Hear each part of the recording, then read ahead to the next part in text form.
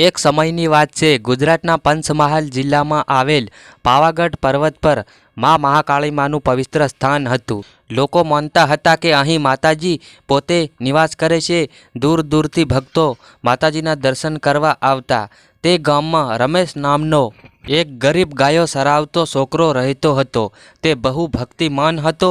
દરરોજ સવારે પર્વત પર ચડીને જય મહાકાળીમાં બોલતો અને માતાજીને ફૂલ ચડાવતો.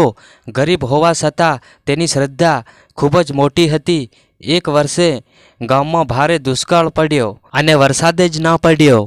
ખેતરો સુકાઈ ગયા, નદીઓ ખાલી થઈ ગઈ અને લોકો પાણી માટે તરસવા લાગ્યા. ગામ લોકો ચિંતામાં પડી ગયા. બધાએ મળીને મા મહાકાળી પાસે પ્રાર્થના કરવાનો નિર્ણય કર્યો.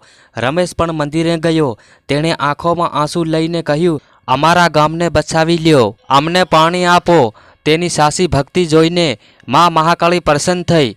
રાત્રે રમેશને સપનામાં આવ્યું. સપનામાં માતાજી દેખાયા અને કહ્યું, બેટા, કાલે સવારમાં પર્વતની નીચે જે મોટો પથ્થર છે તેને હટાવજો, ત્યાંથી પાણી નીકળશે.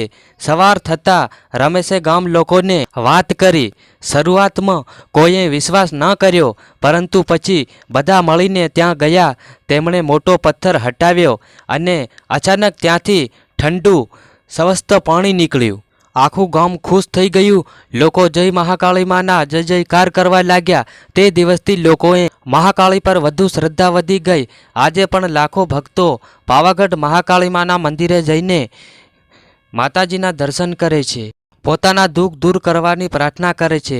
આ વાર્તા આપણને શીખવે છે કે સાચી શ્રદ્ધા અને ભક્તિ હોય તો મા મહાકાળીમાં અવશ્ય કામ કરે છે. જય મહાકાળી મા.